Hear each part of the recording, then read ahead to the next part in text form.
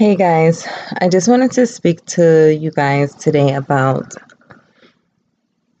the background about myself, my son, my family, and how we got into this whole situation as far as being involved in the judicial system and Havenwood Hospital.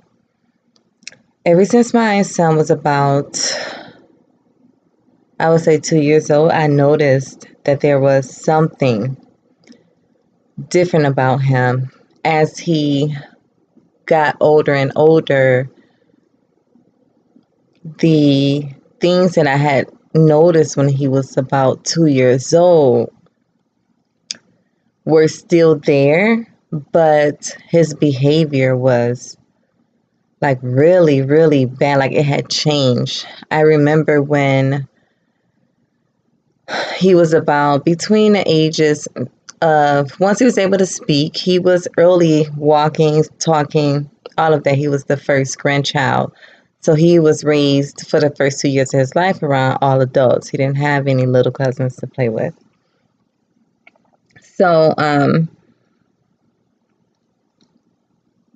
once he was about 4 years old is when I noticed the behavioral issues in him. Or no, it was about 5 years old because he was in kindergarten. The behavior issues with him started. But prior to that, if he did something and I asked him, did you do this? He would say, yeah. Like he was very honest.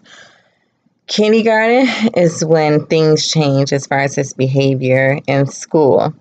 He was very defiant. He wouldn't listen to the teacher. He wouldn't do his work. He would be standing on top of the desk. And so these are some of the reasons why I began therapy with him so early. Throughout therapy, he was in therapy on and off for 4.5 years. Initially, the very first therapy session was started with him because he was physically abused by his father. He was there were marks left on his body. It looked like he was branded. And so therapy began at 4 years old. The purpose of the therapy was to help with, because he wouldn't really speak about it. He showed me the day that it happened, but he wouldn't really speak about it. But for something like that to happen to a kid, of course, that, for me as a mother, it was traumatic. So I definitely wanted to make sure that he was okay. And, but throughout the therapy, like nothing ever, came out as far as, the things that I noticed earlier on in his life. So for years we struggled, and for years we went, through different therapists and with different schools. We even moved across the country to Arizona. And while we were in Arizona, the school system there, actually, I would say that the mental health system there is much more better than it is here in Michigan. While we were in Arizona, the school they worked, like they were very hands-on with us and working with Malik. For half of the day, he would go to a alternative program to work on his behavior. And then the other half of the day, he would be with the rest of his class. And so he just had a lot of struggles. From a very, very young age, he had a lot of struggles. So when he was 10 years old is when I found out that he had sexually acted out on his cousins. And from that is I questioned, where did you learn this behavior? Did something happen to you? Did someone touch you? Did you see something? In my mind, I'm thinking a child doesn't just know things like this. Something had to have happened to them, or they had to have witnessed something to even know about this behavior, because how does a child know anything about sexual behavior? Now, there was, so in me questioning him about that is when he came and told me that he had been abused by two of his cousins on his father's side of the family. And this is something that he kept secret for. It had to have happened between the ages of 3 and 6. And it was, with one cousin, it was continuous. The cousin that it was continuous, there was a little age difference. It was a 5-year age difference. And then there was also an adult involved. And so for him, like, he kept this a secret from the age of 3 up until he was 10 years old is when I found out about everything. And so in my mind, because he had these huge things that had happened to him in his life at a very young age, for him to keep that a part of himself, and then looking at the behavior that was already showing itself at an early age, at about age 2, and with this abuse happening to him at such a young age, between the ages of 3 and 6, and then amongst that, being exposed to a whole lot of other things, he just began to just spiral out of control behaviorally and also psychologically. And it didn't help that, one, not a single therapist who had seen him from the ages of 4 to 10 had ever even picked up on any type of sexual abuse. But it also didn't help that they weren't able to see past this mask that he put up. I saw things, of course, I'm his mother. And this is something that is very frustrating with dealing with the mental health facility, especially when you are dealing with community mental health, because everyone does not have the finances to afford private care. So when dealing with my experience with dealing with the community health is they're looking at me and asking me, what's the issue? Like, this is such a sweet kid. He is so charming. I love him. And I'm saying to them, yes, I love him as well. And I do know that he's very charming. However, there are some very serious things going on within him. There are some things that are not normal. A lot of people don't like to use the word normal, but there is a standard. There is normal development and there is abnormal development. So, but they wouldn't listen to me. And that's the same thing that's going on today. Like, parents are there for a reason, especially if you have a parent who is extremely involved and who is very intuitive and who, as I put in my piece that I posted yesterday, I have studied this kid because of the things that were happening within him and the things that he was doing and the behavior that he was exhibiting. It caused me to study him. Not that I'm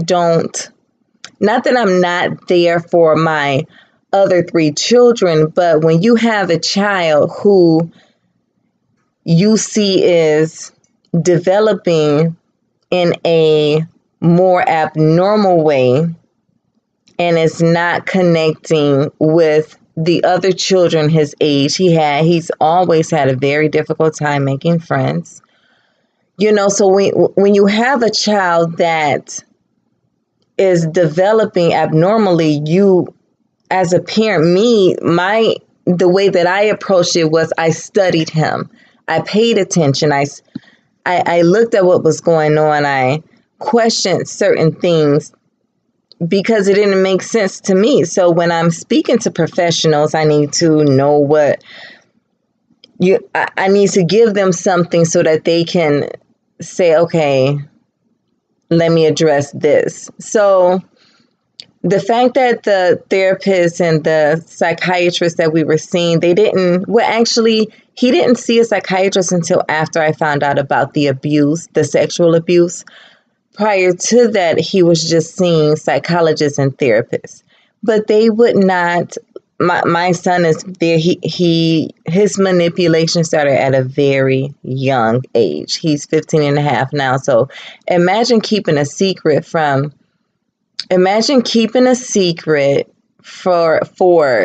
7 years of your life.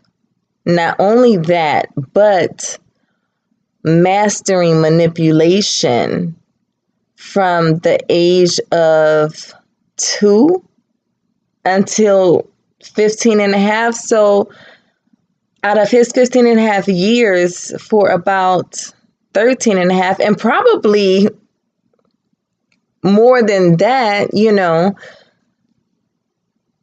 like he's been mastering manipulation. So that's why in a piece that I wrote yesterday, like I have to find someone who's willing to take on the task of even attempting to retrain his mind so that these skills that he has, my son is very intelligent, and if he could use those skills in a positive way, because there are people who have antisocial personality disorder, but are not destructive with the people who they are involved with. They are emotionally detached. They don't care. They don't have the same type of emotional attachment to people as someone who is not antisocial personality disorder, but there are people who have antisocial personality disorder that use those skills as far as manipulation towards positive things so that they can do well in business. You have multi-billionaires running huge corporations who are extremely narcissistic and have these traits. So there is hope for him. It's just the time for him is just running out. So I just wanted to just give like a brief overview. I feel that it's not appropriate for me to tell my son's story. I feel that my son has the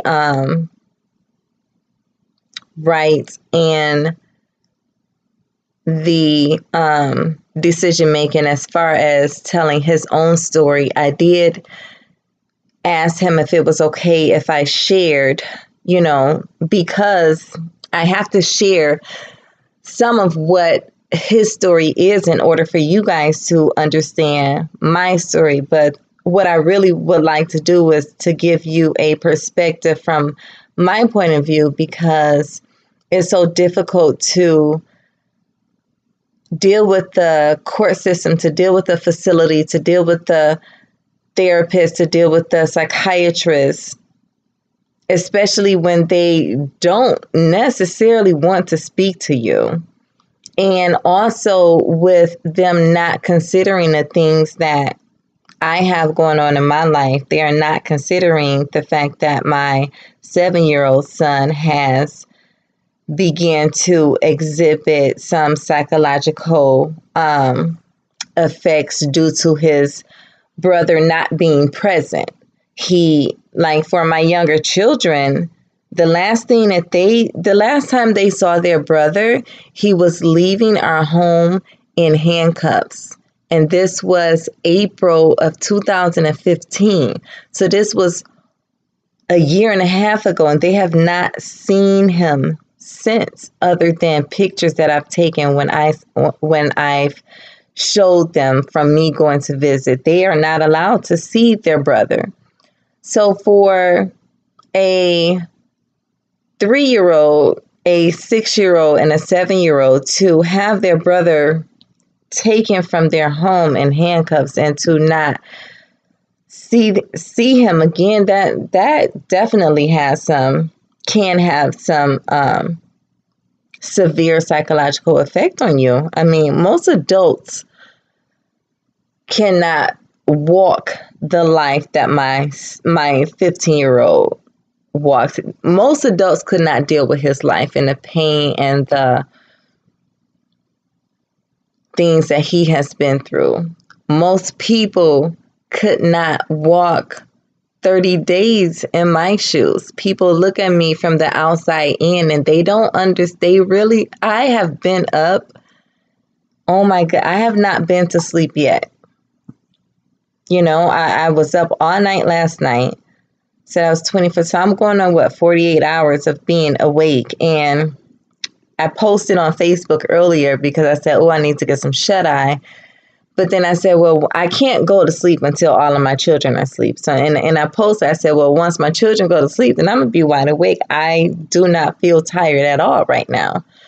So there are a lot of things that we go through that other people don't see, and we need to begin to, I feel, put some conversation out there to just discuss the families that are going through these things. And I would like for other families who are going through things like this, if they see this video, or if you know of a family or different families that are going through this, if we can, come together and support each other through this. This is a very difficult thing for me. So I just wanted to give you just a little bit of background of why my son is in the facility that he's in right now. He's there because of the abuse that he did against one of my nieces. And I petitioned to court to have him in residential care because he was running away a lot. He doesn't have a relationship with his father, and he wishes to. And in his mind, he's thinking, okay, if I continue to do this, then I'll be with my father, when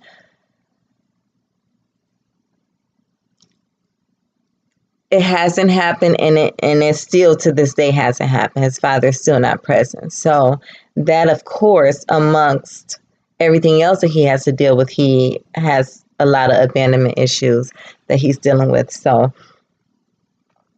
that's the reason why he's there. And the stories that I put up sometimes I'll discuss some things that, it's kind of like a flashback to give you some background information.